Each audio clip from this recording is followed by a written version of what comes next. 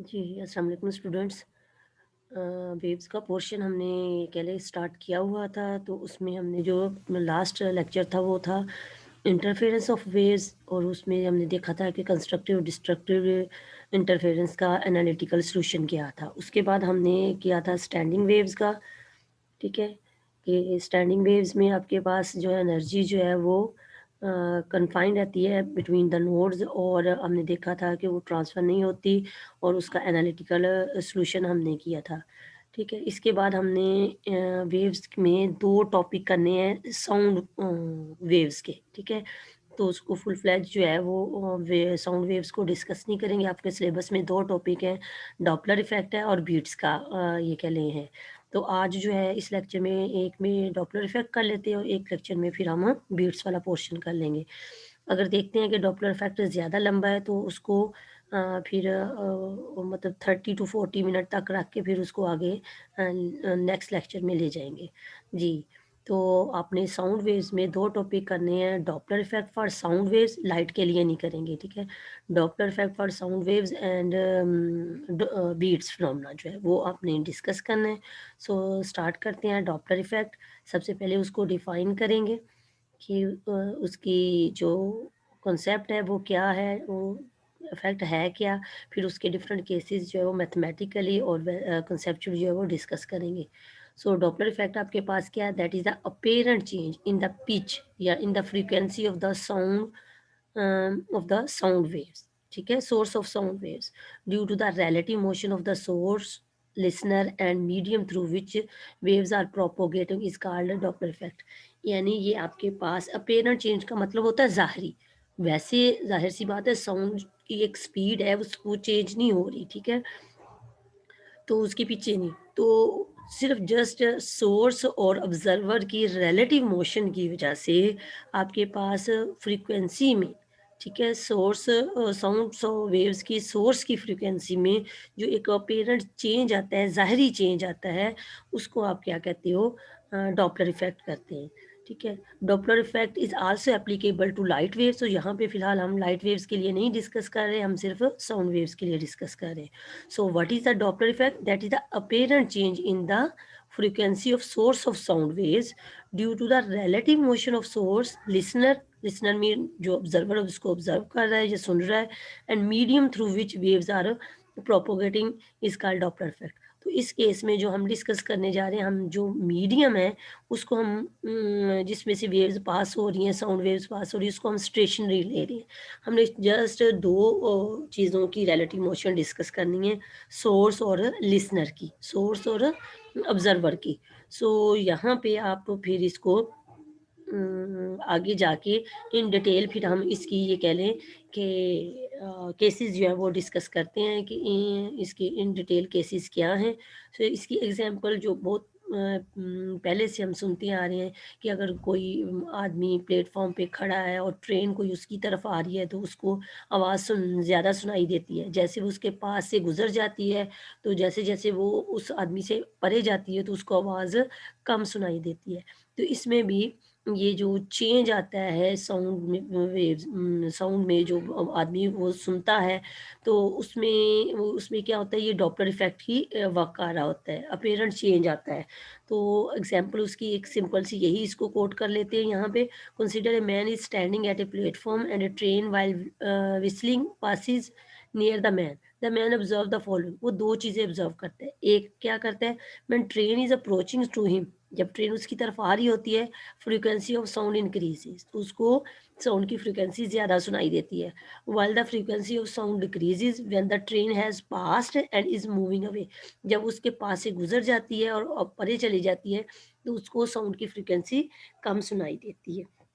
तो आगे जाके देखते हैं मैथमेटिकली ऐसा क्या होता है कि अगर सोर्स आपकी तरफ आ रहा है, साउंड ऑब्जर्वर की तरफ आता है, तो उसको आवाज़ ज़्यादा सुनाई देती है, जब वो परे चला जाता है तो उसको आवाज़ कम सुनाई क्यों देती है। No consider the train is at rest at platform while whistling and man passes near the train.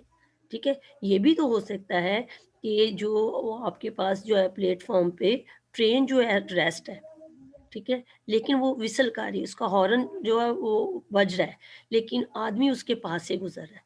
तो अब उसके उस इस केस में क्या होगा? इस केस में ये होता है कि pitch of sound heard is higher when man is moving toward the stationary train.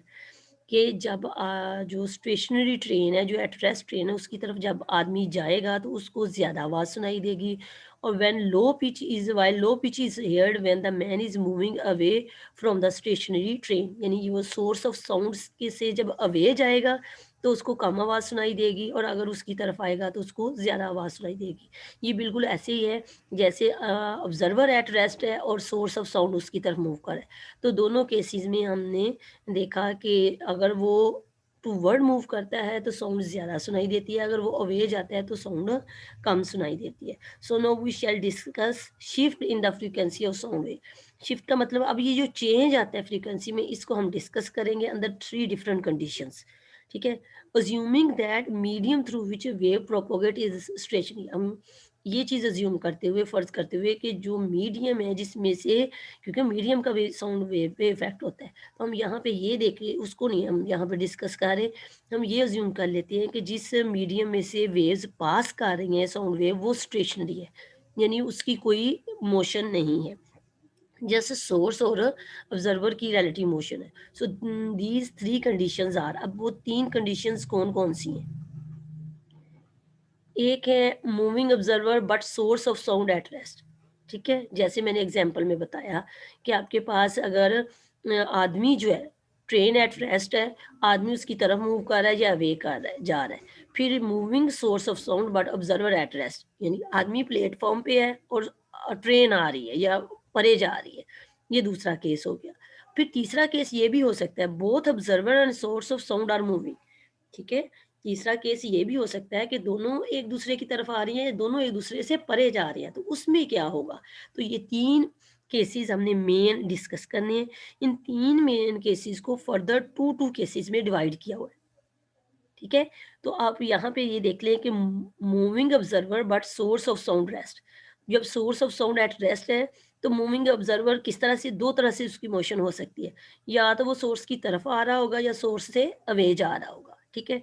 फिर आपके पास मूविंग सोर्स ऑफ साउंड है बट ऑब्जर्वर एट रेस्ट है। ऑब्जर्वर एट रेस्ट है तो इसमें ये भी हो सकता है कि जो मूविंग सोर्स ऑफ साउंड है टुवर्ड द ऑब्जर्वर आए या अवे फ्रॉम द ऑब्जर्वर आए। सो थर्ड केस में क्या हो सकता है, both observer and source of sound are moving. तो वो मोशन किस तरह की हो सकती है, both are moving toward each other and both are moving away from each other, यानी वो दोनों एक तो दूसरे की तरफ भी आ सकते हैं, दोनों एक दूसरे से अवे भी जा। तो ये मेन 3 केसेस हैं, उन 3 को फर्दर 2-2 में डिवाइड किया गया। यानी हमारे पास 2-2 और ऑप्शन हैं कि किस तरह से वो मोशन होगी। तो फिर हर एक केस में उसकी फ्रीक्वेंसी और वेवलेंथ के कांसेप्ट के लिहाज से हमने डिस्कस करना है कि क्या होता है कि आवाज़ ज़्यादा सुनाई देती है, आवाज़ कम सुनाई देती है। सो पहला केस डिस्कस करते हैं, moving observer but source at rest. अच्छा, इसमें पहला ले लेते हैं, ये ए केस ले लिया। इसमें क्या है कि when observer is moving toward the stationary source. अब क्या कहा हुआ है कि जो सोर्स ऑफ साउंड है वो एट रेस्ट है और ऑब्जर्वर उसकी तरफ मूव कर रहा है, टुवर्ड स्टेशनरी सोर्स मूव कर रहा है। सो पहले, सबसे पहले ये कंसीडर करते हैं, source of sound and observer both are at rest, दोनों एट रेस्ट, अभी कोई मूव नहीं कर रहा। तो फिर क्या होता है, वेवलेंथ ऑफ साउंड वेव्स जो सोर्स ऑफ साउंड एमिट करता है, emitted by the source, is equal to the space between two circles around the source as shown in the figure. ये हमारे पास, मैं फिगर से इसको शो करूंगी, ये देखिए, ठीक है? कि ये सोर्स ऑफ साउंड है और इस तरह से इसके वेव फ्रंट्स हैं, ठीक है? उनकी वेव फ्रंट्स में जो डिस्टेंस है, उसकी जो वेवलेंथ का डिस्टेंस है वो कितना है, लैम्डा है। अब यहाँ पे ऑब्जर्वर है, ठीक है? अब सोर्स भी एट रेस्ट है और ऑब्जर्वर भी एट रेस्ट है। ये सोर्स कौन-सा है? सोर्स ऑफ साउंड है, ठीक है? तो source of sound at rest जो वेव्स एमिट करेगा, साउंड वेव्स एमिट करेगा, तो उनका जो 2 वेव फ्रंट का डिस्टेंस है वो कहते हैं लैम्डा है, ठीक है? तो वो वहाँ पे हम देखते हैं कि उसकी फिर फ्रीक्वेंसी क्या होगी, ये नहीं, ठीक है? The sound waves are moving with velocity v toward the observer, ठीक है? यहाँ तक हमने कह दिया कि अब हमारे पास वो डिस्टेंस जो है वो लैम्डा है। अब क्या होगा, sound waves are moving with velocity v toward the observer, ठीक है? When both are at rest and reaches at observer position in time t. कहते हैं कि जब आपके पास सोर्स भी एट रेस्ट है और साउंड सोर्स ऑफ साउंड भी रेस्ट पे है और ऑब्जर्वर भी रेस्ट पे है, तो जो साउंड वेव्स हैं वो वी वेलोसिटी के साथ ऑब्जर्वर तक पहुंचते हैं टाइम टी में। ठीक है, तो frequency of emitted sound waves in time T क्या होगी, वी ओवर लैम्डा। जिस स्पीड के साथ वो ऑब्जर्वर तक पहुंच रही हैं और उनकी वेवलेंथ, ये आपको फार्मूले का पता है कि v lambda is equal to v speed क्या होगी, वी एफ लैम्डा होगी। सो यहाँ से फ्रीक्वेंसी हम निकाल लेते हैं इस फार्मूले से कि कितनी फ्रीक्वेंसी की साउंड वेव्स जो है इन टाइम टी ऑब्जर्वर तक पहुंच रही हैं जब ऑब्जर्वर भी एट रेस्ट है और सोर्स भी एट रेस्ट है। सो सिंस हमें पता है कि फ्रीक्वेंसी क्या होती है, नंबर ऑफ वेव्स पर टाइम। ठीक है, फ्रीक्वेंसी क्या होती है, नंबर ऑफ वेव्स पर टाइम। सो अबव क्वेश्चन में अब हम फ्रीक्वेंसी की बजाय यहाँ पे लिख देते हैं नंबर ऑफ वेव्स पर टाइम, ताकि हमें ये पता चल जाए कि जब दोनों एट रेस्ट होती हैं तो ऑब्जर्वर तक कितनी नंबर ऑफ वेव्स पहुंच रही हैं। ठीक है, तो ये नंबर ऑफ वेव्स, ये टी जो है इधर जाके क्या हो जाएगा, मल्टीप्लाई हो जाएगा। अब ये वो नंबर ऑफ वेव्स हैं स्टूडेंट्स जब आपके पास सोर्स जो है साउंड का वो भी रेस्ट पे है और ऑब्जर्वर भी रेस्ट पे है। तो जो ऑब्जर्वर तक टाइम टी में वेव्स पहुंचती हैं नंबर ऑफ वेव साउंड की, वो वी टी ओवर लैम्डा है। ठीक है, अब हमने केस क्या लिया हुआ है, when observer is moving toward the stationary source. अब हम ये देखते हैं कि हमारे पास नंबर ऑफ वेव्स जब दोनों रेस्ट पे थे तो ये थी। अब हम ये देखते हैं कि अगर आपका ये ऑब्जर्वर जो है वी नॉट वेलोसिटी के साथ, कितनी वेलोसिटी के साथ, वी नॉट ऑब्जर्वर की वेलोसिटी है। ठीक है, वी ऑब्जर्वर, तो वी नॉट ऑब्जर्वर की वेलोसिटी है और इसके साथ वो मूव कर रहा है toward the stationary source of sound. Source of sound at rest है और अब ये ऑब्जर्वर उसकी तरफ मूव कर रहा है और ए पॉइंट तक पहुंचता है। जब वो ए पॉइंट तक पहुंचता है तो ऑब्जर्वर यहाँ से यहाँ तक कितना डिस्टेंस कवर करता है, D. No consider the observer is moving toward the stationary source with velocity V nought in time delta T. He covers the distance D and reaches the position A, और वो ए position तक अब यहाँ पे आ गया observer. So number of waves in speed D. अब यहाँ से यहाँ तक जब वो पहुंचा है तो उसने जो नंबर ऑफ वेव्स रिसीव की हैं साउंड की, वो क्या होंगी, अब उनकी वेलोसिटी चेंज होगी। अब ये क्या होगी, v naught t over lambda. Number of waves जो उसने इस डी, पहले वो रेस्ट पे जा था तो अब उसने we T over lambda number of waves receive की थी। अब वो मोशन की वजह से इस डी डिस्टेंस में कितनी नंबर ऑफ वेव्स रिसीव करते हैं, वो v naught t over lambda है। So, due to the motion of the observer toward the source, additional waves contained in space d are also received by observer। क्या होगा, एक तो उसने जब वो एट रेस्ट था तो सोर्स ऑफ साउंड से जो उसने at rest sound waves receive की थी, एक वो थी।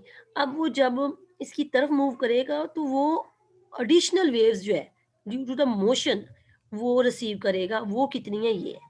तो फिर उसने टोटल कितनी नंबर ऑफ वेव्स जो है वो रिसीव की हैं इसने, ऑब्जर्वर ने। तो वो नेट वेव्स हमने फाइंड आउट करनी है। So net number of waves received by the observer is, आपके पास क्या आता है, एक्चुअल नंबर ऑफ वेव्स जो जब वो दोनों रेस्ट पे थे तो तब उसने जितनी नंबर ऑफ वेव्स रिसीव की, plus waves of space D.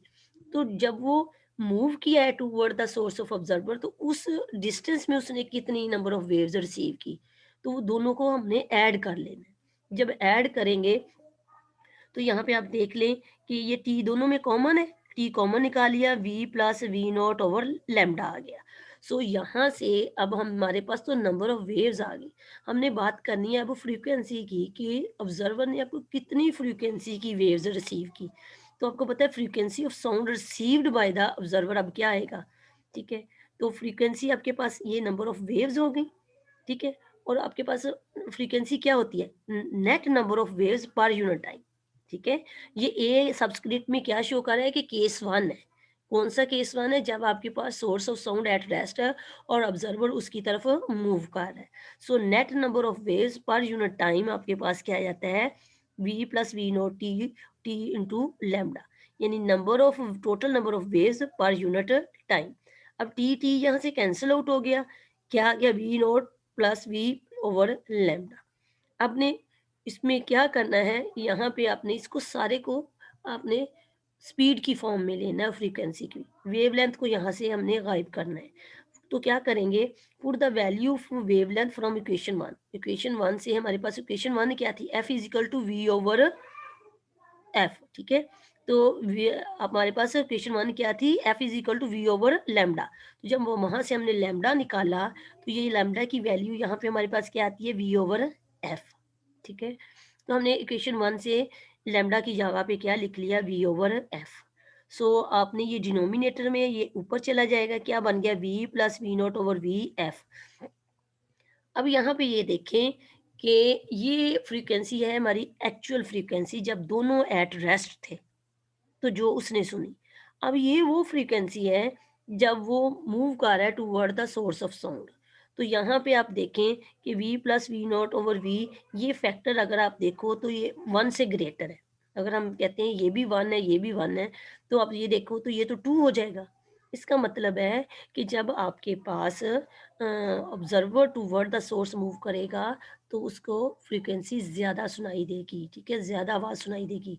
यानी अगर आप यहाँ पे देखें तो एफ ए, क्योंकि ये फैक्टर 1 से ग्रेटर है, इसका मतलब है ये फ्रीक्वेंसी इस फ्रीक्वेंसी से ज़्यादा है।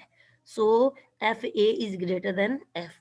तो हमारे पास यहाँ से फिर कंक्लूजन क्या निकला कि above equation shows that when observer is moving toward the stationary source, क्या है, ऑब्जर्वर मूव कर रहा है toward the stationary source, so number of waves received by the observer per unit time increases। तो क्या होगा, जब वो उसकी तरफ मूव करेगा तो नंबर ऑफ वेव्स जो observer per unit time receive करता है वो बढ़ जाती हैं, विच रिजल्ट, जिसका नतीजा क्या निकलता है, increase frequency, pitch of sound ज़्यादा हो जाती है, फ्रीक्वेंसी उसकी बढ़ जाती है, उसको आवाज़ ज़्यादा सुनाई देती है।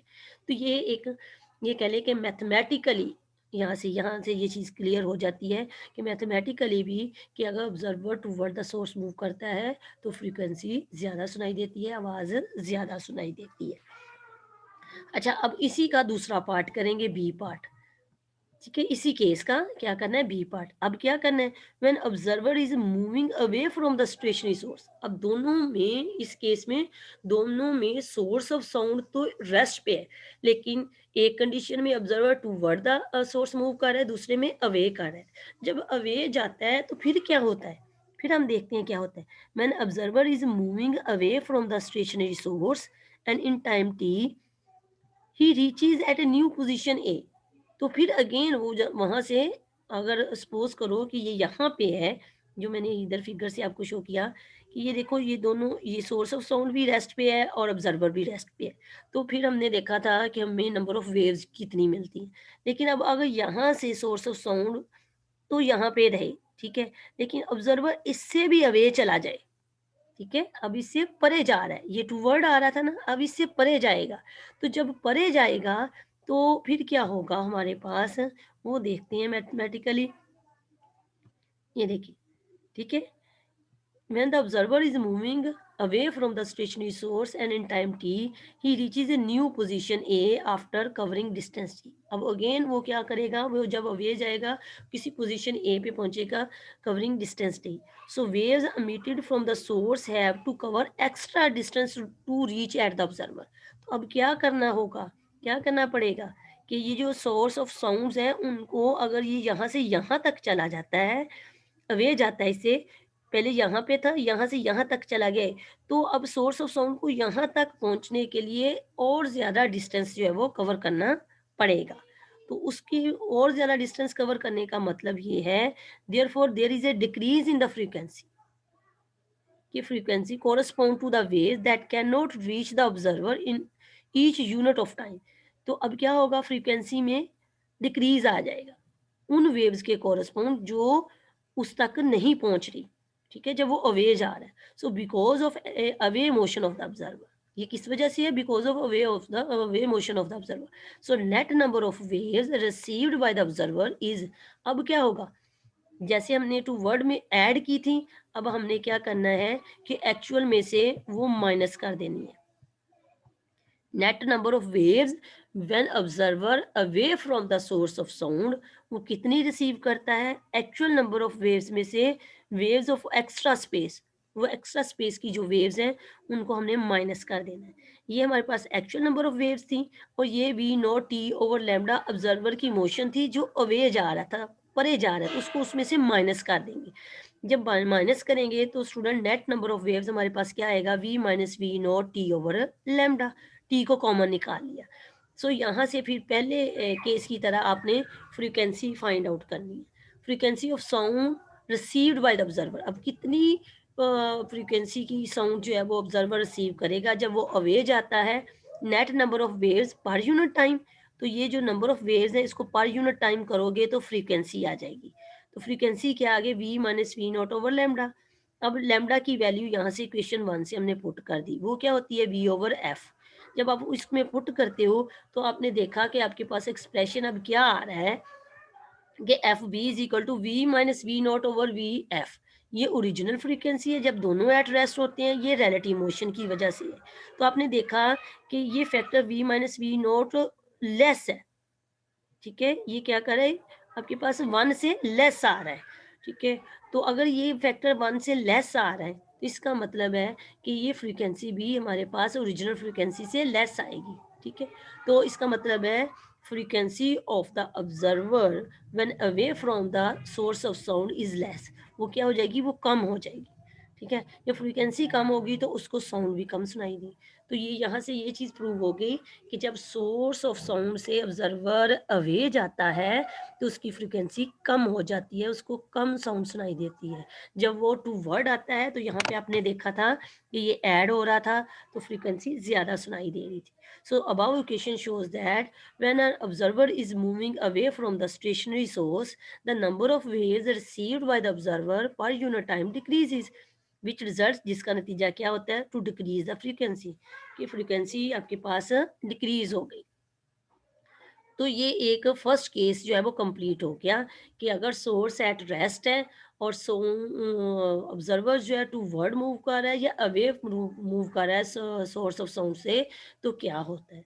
अब दूसरा केस ले लेते हैं। अब दूसरे केस में क्या है कि मूविंग सोर्स ऑफ साउंड है बट ऑब्जर्वर एट रेस्ट है। अब इसमें क्या है कि ऑब्जर्वर जो है वो एट रेस्ट है और सोर्स ऑफ साउंड जो है वो मूव कर रहा है, यानी उसका उलट हो गया।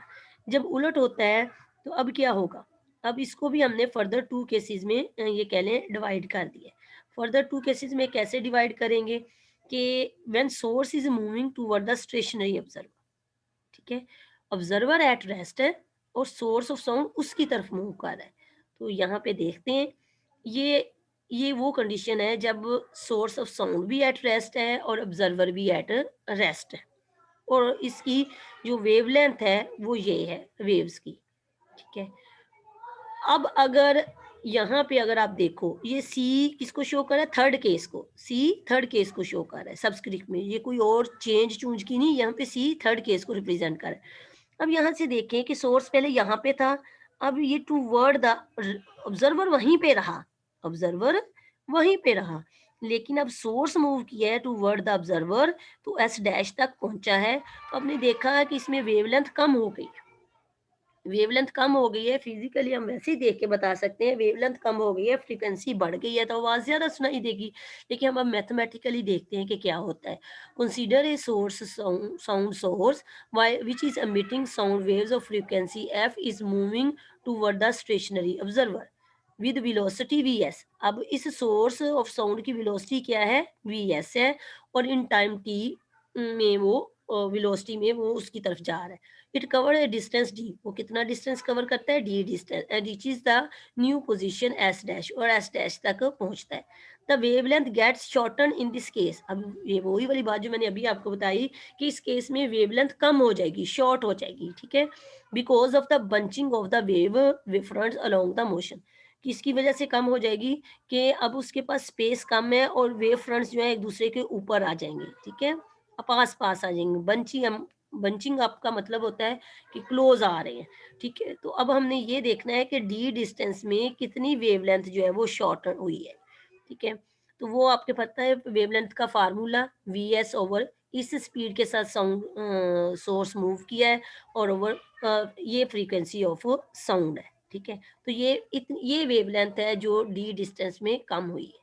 तो wavelength arriving at the observer when both are at rest, वो तो हमारे पास एक जैसी है, ठीक है? जब ये सोर्स और ऑब्जर्वर दोनों एट रेस्ट थे, तो तब कौन-सी वेवलेंथ थी? v over f।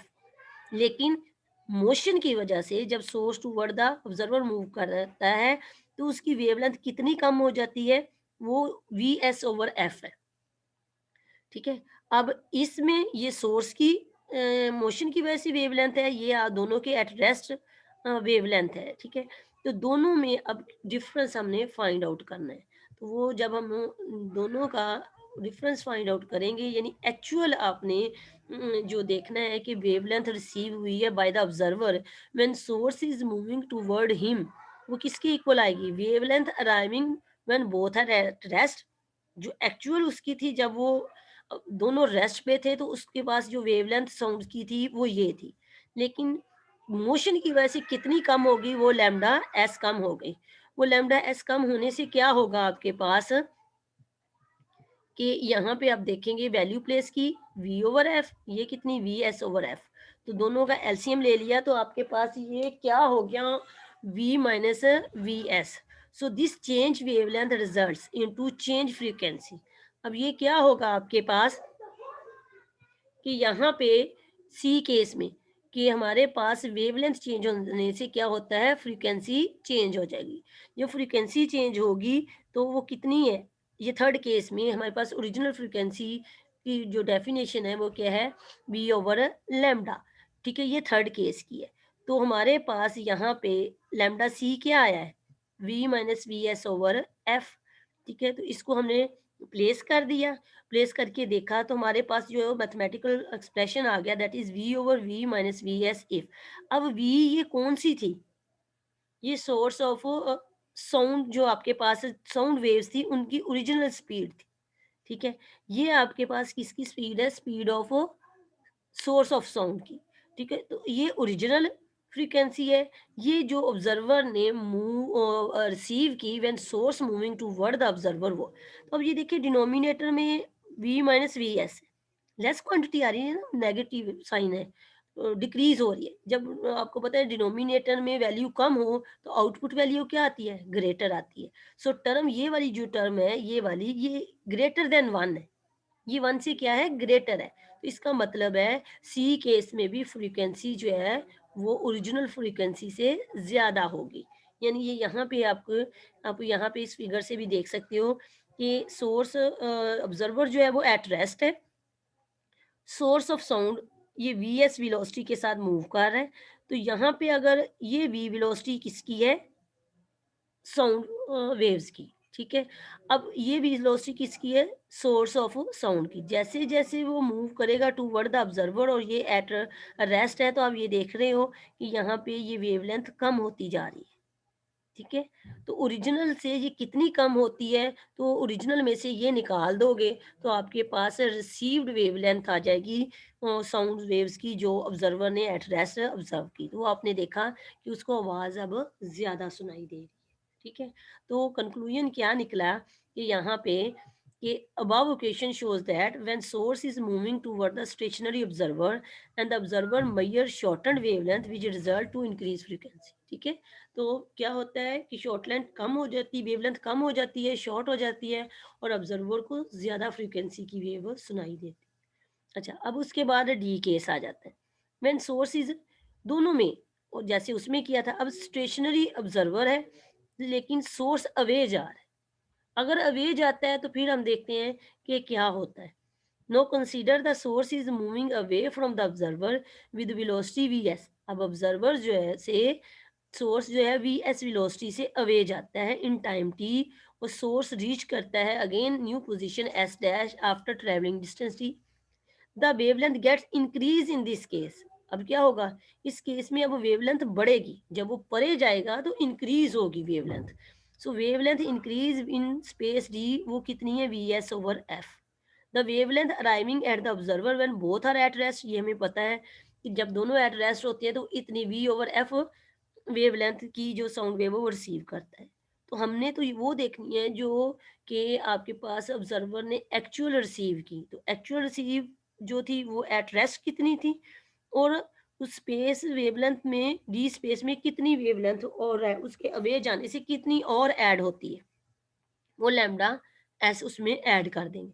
जब ऐड करोगे तो एलसीएम लिया V plus V S over F आ गया। तो अब हमने ये देखना है कि ये जो चेंज वेवलेंथ है, ये फ्रीक्वेंसी को चेंज करेगी, ठीक है? ये वेवलेंथ फ्रीक्वेंसी को चेंज करेगी। तो डी किसका आ गया? फोर्थ केस आ गया आपके पास, ठीक है? तो ये वी ओवर लैम्ब्डा डी, इसमें आपने क्या कर दिया, लैम्ब्डा डी की वैल्यू लगा दी। जब यहाँ पे वैल्यू लगाओगे तो आपने देखा कि V over V plus V S F, तो एफ डिनोमिनेटर में है, ये इसकी मल्टीप्लिकेशन में आ जाएगा। तो यहाँ से देखें कि डिनोमिनेटर में वैल्यू ज़्यादा है। अगर डिनोमिनेटर में वैल्यू ज़्यादा है, तो वो क्या होगी, आउटपुट वैल्यू उसकी क्या आएगी, कम आएगी। इसका मतलब है ये V over V S factor जो है वो 1 से लेस है। अगर लेस है तो इसका मतलब है कि आपके पास ये वैल्यू फ्रीक्वेंसीज़ की ओरिजिनल फ्रीक्वेंसी से कम आ रही है। ये यहाँ पे ये देखें कि ऑब्जर्वर एट रेस्ट है, ठीक है? सोर्स एट रेस्ट है तो इतनी वेवलेंथ उसने रिसीव की, ठीक है? लेकिन ऑब्जर्वर एट रेस्ट है और सोर्स पहले यहाँ पे था, फिर वो यहाँ पे चला गया एस डैश पे, तो अब वेवलेंथ क्या होगी, बढ़ गई, इंक्रीज़ होगी। तो वो जो इंक्रीज़ वेवलेंथ है, वो ओरिजिनल वेवलेंथ में क्या कर देंगे, ऐड कर देंगे। जब ऐड करके देखा, तो हमारे पास फ्रीक्वेंसी जो है, वो ओरिजिनल फ्रीक्वेंसी से क्या हुई, कम। आपको पता है वेवलेंथ बढ़ेगी तो फ्रीक्वेंसी कम हो जाएगी। तो अब ऑब्ज़र्वर को आवाज़ कम सुनाई दे रही है। इसका क्या मतलब है कि हमारे पास जब ऑब्जर्वर एट रेस्ट है और सोर्स उससे अवे जा रहा है, तो आवाज़ कम सुनाई दे रही है। सो मैं इसको यहाँ तक रखती हूँ, 2 केसेस तक इस लेक्चर को। नेक्स्ट लेक्चर में उसके बाकी 2 केसेस जो हैं वो डिस्कस करते हैं, क्योंकि फिर लेक्चर बहुत लंबा हो जाएगा। यानी हमने आज क्या किया, डॉपलर इफ़ेक्ट हमने डिस्कस किया। डॉपलर इफ़ेक्ट के 3 केसेस हैं मेन, जिसमें आपने देखा कि एक में ये था कि source of sound at rest है, ऑब्जर्वर मूव कर रहा है। दूसरे में आपने देखा कि ऑब्जर्वर एट रेस्ट है और सोर्स मूव कर रहा है। ये तीसरा केस हम नेक्स्ट लेक्चर में डिस्कस करेंगे। तो पहले को भी 2 में डिवाइड कर दिया, दूसरे को भी 2 में डिवाइड कर दिया। पहले में देखा कि जब आपके पास सोर्स जो होता है वो एट रेस्ट है, ऑब्जर्वर मूव कर रहा है टूवर्ड द स्टेशनरी सोर्स, तो आपने देखा कि नंबर ऑफ वेव्स ज़्यादा सुनाई देती हैं और आपके पास फ्रीक्वेंसी जो है वो इंक्रीज़ हो जाती है, ठीक है? अगर वही वाला सोर्स जो है, ठीक है? वही वाला सोर्स है, लेकिन अब ऑब्ज़र्वर जो है वो उससे परे जा रहा है, तो आवाज़ कम सुनाई देगी। और मैथमेटिकली हमने ये देख लिया कि यहाँ पे ये फ्रीक्वेंसी क्या आएगी, ओरिजिनल फ्रीक्वेंसी से कम आएगी। फिर अब दूसरा केस ये था कि हमारे पास अब उसका उलट हो गया। कैसे कि अब सोर्स मूव कर रहा है, ऑब्ज़र्वर एट रेस्ट है। अगर इस तरह की कंडीशन है कि आपके पास ऑब्ज़र्वर एट रेस्ट है, अब सोर्स मूव कर रहा है टूवर्ड द ऑब्जर्वर, तो आपने देखा कि वेवलेंथ शॉर्ट हो जाएगी। वेवलेंथ शॉर्ट होने से फ्रीक्वेंसी बढ़ेगी और आवाज़ें ज़्यादा सुनाई देगी। लेकिन अगर आपके पास ऑब्जर्वर और सोर्स, ऑब्जर्वर एट रेस्ट है और वो सोर्स अवे जा रहा है, तो वेवलेंथ बढ़ेगी, फ्रीक्वेंसी कम हो जाएगी और आपके पास क्या आ जाएगा, फ्रीक्वेंसी जो है ऑब्जर्वर को कम सुनाई देगी, सोर्स ऑफ साउंड कम सुनाई देगी। तो स्टूडेंट ये 2 मेन केसेस थे डॉपलर इफेक्ट के, ठीक है? तो आपको आपने इसको अच्छी तरह कंसेप्चुअली ये कह लें कि अंडरस्टैंड करना है। इससे रिलेटेड आपको कोई न्यूमेरिकल आ सकता है, ये कैलकुलेशन नहीं आएगी कि टू वर्ड मूव करता है तो अवे मूव करता है तो ड्राइव द केस, नो। आपको कोई भी ऑप्शन दिया जाएगा, कोई स्टेटमेंट दी जाएगी कि ऑब्जर्वर जो है वो एट रेस्ट है, सोर्स ऑफ साउंड उसकी तरफ इतनी वेलोसिटी के साथ मूव कर रहा है, तो उसकी स्पीड, उसकी फ्रीक्वेंसी, ऑब्जर्वर कितनी फ्रीक्वेंसी जो है वो रिसीव करेगा। तो आपकी अगर आपको ये कंसेप्ट पता होगा कि अब ये फार्मूलाज़ पता होंगे, तो फिर आप उसको कैलकुलेट कर सकते हैं। तो अभी ये कंप्लीट नहीं हुआ, हम यहाँ तक इसको स्टॉप कर देते हैं और नेक्स्ट लेक्चर में फिर हम इसका थर्ड केस जो है वो डिस्कस करेंगे और साथ ही बीट्स का फिनोमेना भी डिस्कस कर लेंगे। ठीक है जी, ओके स्टूडेंट्स।